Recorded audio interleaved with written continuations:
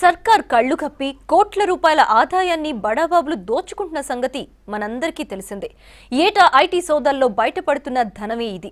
అయితే ఈ లెక్క మొన్నటి వరకు వందలు వేల కోట్ల రూపాయలు మాత్రమే ఉండేది. ఇప్పుడది ఎంతో తెలుసా?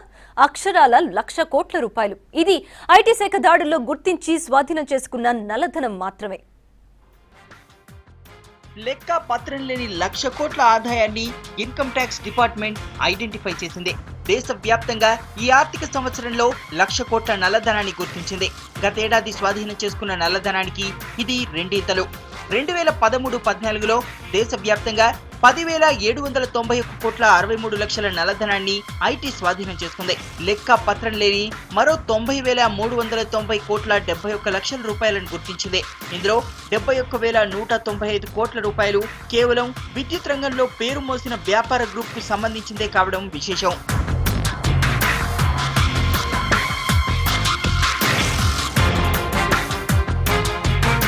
పన్ను ఎగవేతలను గుర్తించేందుకు ఐటీ శాఖ ఏటా వ్యక్తులు, వ్యాపార సంస్థలు, వ్యాపారవేత్తల ఆదాయ వ్యయాలపై నిఘా వేసి ఉంచుతుంది. ఐటీ నిఘా సిబ్బంది వ్యాపార సంస్థలతో పాటు వ్యక్తుల ఆదాయ వనరులపైన దాడులు చేస్తారు. ఆదాయ పన్ను శాఖ అధికారులు మాత్రం కేవలం వ్యాపార సంస్థల్లో సోదాలు నిర్వహిస్తారు.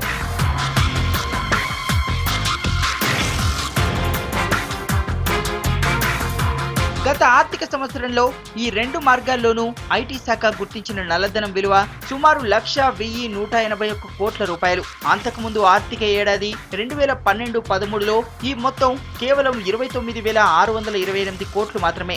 ఇక గత ఆర్థిక సంవత్సరంలో ఐటీ శాఖ స్వాధీనం చేసుకున్న నగలు, ఫిక్స్డ్ డిపాజిట్లు, నగదు రూపంలో స్వాధీనం చేసుకున్న ఆస్తుల విలువ 807 కోట్ల 74 లక్షల రూపాయలు.